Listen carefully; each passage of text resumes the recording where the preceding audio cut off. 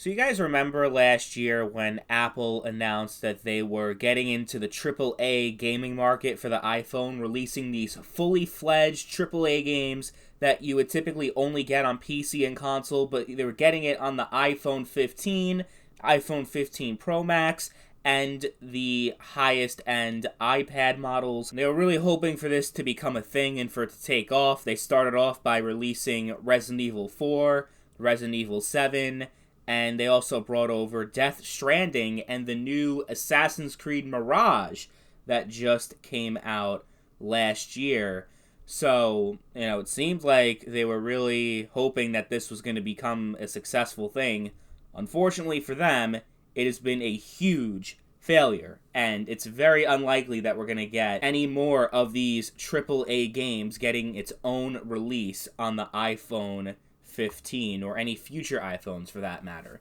The iPhone 15 and iPhone 15 Pro Max for mobile devices are very impressive technologically. There were a lot of people saying that it was even as powerful as a PlayStation 4, which is a very impressive thing for a smartphone, except all these games that I mentioned were all released on PlayStation 4. Assassin's Creed Mirage was released on PlayStation 4 and Xbox One. Death Stranding was on PS4. Resident Evil 4 and Resident Evil 7 were on PS4. But if we're going to compare the PS4 versions of all these games to that of the iPhone 15 and even the iPhone 15 Pro Max, especially with Death Stranding, because it's really struggling when it comes to these big open world games. And that was one reason as to why it never really took off. Also, these are games that are popular, but not really the type of games, on a brand new platform that you're really introducing AAA gaming to really start off with. Like, if they put, like, the new Black Ops 6 or something like that on the iPhone 15, or, like a huge release, like a big game that is very popular, I wouldn't call all these games niche games. They definitely are popular ones, but, they're definitely not games that are going to move the needle for a new gaming platform, essentially, even though obviously you've had mobile games since the beginning of the iPhone, but not fully fledged AAA games. So it's definitely a huge difference there, and chances are the vast majority of people that would be interested in playing these games already have a dedicated device that is made for gaming, whether we're talking about a PC or a console. Their approach made sense because the advantage is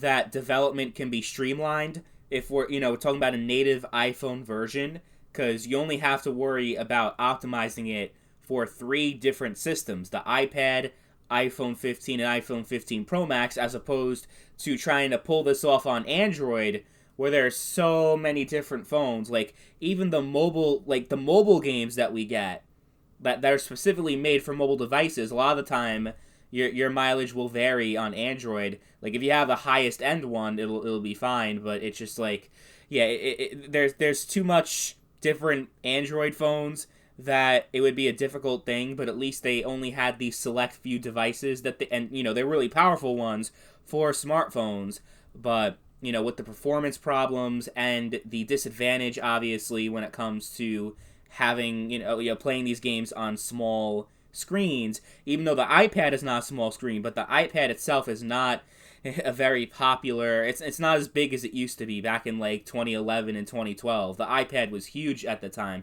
Tablets have been declining for years and years and years, so the one device that would make a lot of sense, it's still a niche thing that isn't really going to be a successful platform for these games to be on. Just for context as to what were we talking about as far as like how bad these games are selling. So they released Assassin's Creed Mirage early this month. It came out on June 6th for iOS, and so far it only sold 3,000 units. 3,000. That is horrendous. But they're charging, it's worth noting, they're also charging full price for these games. $50. You have to pay $50 for Assassin's Creed Mirage on the iPhone. And I think the other aspect of this is your iPhone user is not used to paying such a large amount for one app. Even though, I mean, to be fair, your average Apple customer is used to overpaying for shit, so I'm not even sure if that's a factor, because they'll drop $1,500, $2,000 on a phone, no questions asked. And at least in America, you're considered like a weird person for not having an iPhone, especially like during my college days. When I was in college, I was literally the only person that I knew that did not have an iPhone. Like, when I had to do group chats and group messages, especially for, like, class projects and stuff, people were like, who the hell is that one guy on Android? Like, what the fuck is he doing? You know, because you could tell if you have an Android user in your group chat, and, yeah, people were roasting me. But that's the thing. I think that's how it is in America and, I guess, Europe, too. But anywhere else in the world, Android is the #1 mobile platform by a mile. Like, it's not even close. I think it accounts for 70% of global market share for mobile phones. If I'm not mistaken, it could be even more than that, actually. I think it's like close to 90%. It's an overwhelmingly large number. But in rich countries, it's the iPhone and iOS. So on one hand, it was smart for these developers to focus on iPhone because, not only what I mentioned earlier about it being easier to develop, even though they already did have issues with performance and stability. So I guess that didn't work out, but if it had a chance to work out on anything, it would have been the iPhone. The other thing, though, is that even though iOS is the largest platform and the biggest one in at least the United States, the user base for the iPhone 15 is still relatively small because it was released less than a year ago, and there's still a lot of people on the iPhone 14, 13, 12, and earlier than that, and obviously the games were not available on those older iPhone models, so that's another thing that hindered sales. I think the only way that AAA games really have, like the only chance they have to become successful on mobile devices is through cloud gaming, rather than standalone downloads and standalone releases, paying $50, $60 for these games individually. Because the iPhone, at the end of the day, is never going to keep up. Even if these specific games were successful and did run well and sold a lot, the iPhone 15 is nothing in comparison, obviously, to the PS5 and Series X. Like, it's not even a competition, so it's never going to catch up to a console or a PC. I mean, it's something... I've heard this for years. I remember over a decade ago, people were making videos talking about how mobile is going to overtake PC and console in terms of, like, all the big AAA releases were eventually going to come to mobile, and everyone was going to be mobile gaming instead of PC and console, which I knew at the time was ridiculous, but I remember guys like Review Tech USA making prediction videos like that, and I think cloud gaming is really the only realistic way that could be possible, because you don't have to worry about the performance of the game because you're streaming it on the internet, although streaming technology still has a long ways to go in order to become mainstream and viable. Game Pass is something that is the way to do that, except for iPhone users, not only is there no native Game Pass support on iOS because of Apple, and you can use it on the Safari browser, but it's certainly not the most optimal experience. I've also personally never met anyone that uses Game Pass for their phone. I know it's something you can do.